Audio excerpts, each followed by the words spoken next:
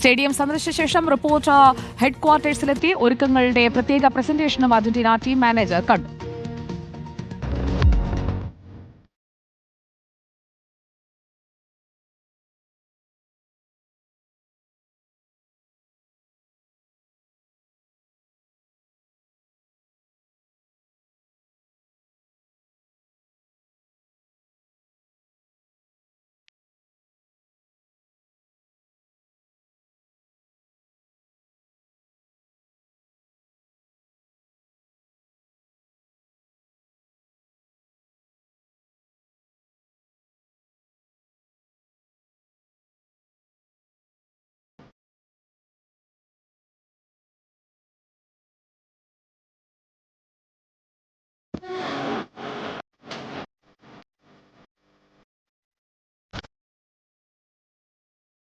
കേരളത്തിൽ തുടങ്ങിയ തയ്യാറെടുപ്പിൽ team manager സംതൃപ്തി രേഖപ്പെടുത്തി.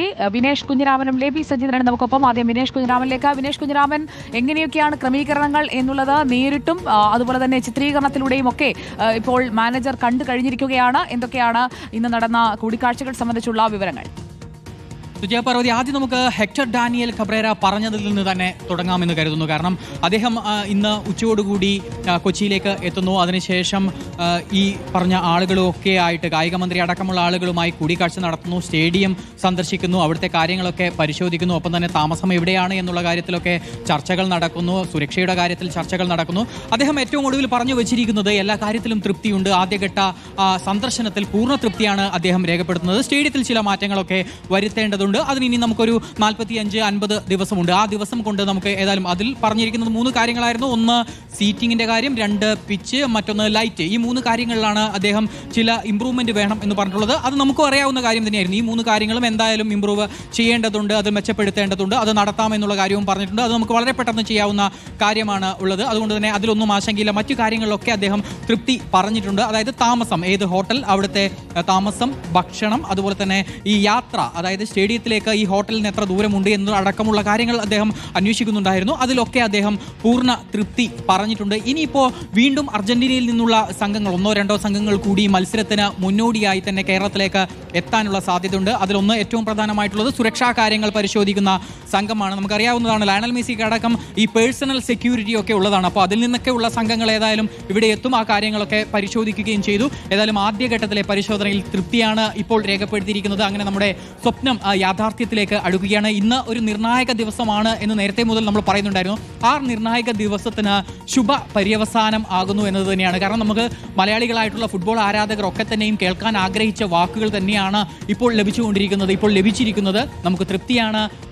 ഈ സംഭവങ്ങൾ, അതായത് ഈ പ്രസന്റേഷനൊക്കെ പിന്നീട് ഇദ്ദേഹം വന്ന് നമ്മുടെ റിപ്പോർട്ടർ സ്റ്റുഡിയോ കോംപ്ലക്സിൽ എത്തിയതിന് ശേഷം പ്രസന്റേഷനൊക്കെ നമ്മൾ ഇപ്പോൾ പ്രേക്ഷകർ കണ്ട ആ ഒരു പ്രസന്റേഷൻ ഉണ്ടല്ലോ, അതും അതിനപ്പുറം വേറെ ഈ ഒരു റോഡ് ഷോയുടെ കാര്യങ്ങളൊക്കെ ഉണ്ട്. അതൊക്കെ പ്രസന്റേഷൻ കണ്ടിട്ടുണ്ട്. അപ്പോൾ എനിക്ക് വിശ്വാസവും ആത്മവിശ്വാസം, കൃത്യമായും ആത്മവിശ്വാസമുണ്ട് എന്നുള്ള കാര്യമാണ് അദ്ദേഹം പറഞ്ഞിരിക്കുന്നത്. ഫെയ്ത്ത് ആൻഡ് കോൺഫിഡൻസ് എന്നാണ് അദ്ദേഹം പറഞ്ഞ വാക്ക് കൃത്യമായും. അതുകൊണ്ട് തന്നെ നമുക്ക് ഇതുവരെ ആശങ്കപ്പെടേണ്ട ഒരു കാര്യവും ഇല്ല. ഏതായാലും റോഡ് ഷോ അടക്കമുള്ള കാര്യങ്ങളിലും ചർച്ച നടന്നിട്ടുണ്ട്.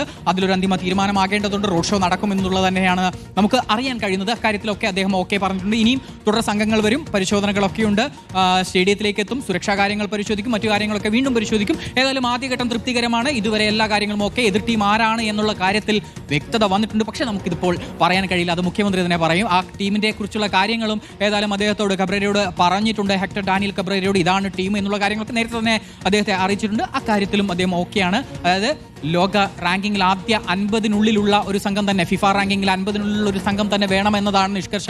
കാരണം ലോക ചാമ്പ്യന്മാരാണ് വരുന്നത്, നിസാരക്കാരായ ഒരു സംഘമല്ല. ലോക ചാമ്പ്യന്മാരായ സംഘമാണ്, ലയണൽ മെസ്സിയുടെ സംഘമാണ്. അതുകൊണ്ട് നിസാരക്കാരായ എതിരാളികൾ മതിയാവില്ല. എന്തിനും പോകുന്ന ഒരു സംഘം തന്നെ എതിരാളികളായും ഇപ്പോൾ തീരുമാനിച്ചിട്ടുണ്ട്. ഇതുവരെയുള്ള എല്ലാ കാര്യങ്ങളും ഗംഭീരമായി തന്നെ മുന്നോട്ട് പോകുന്നു.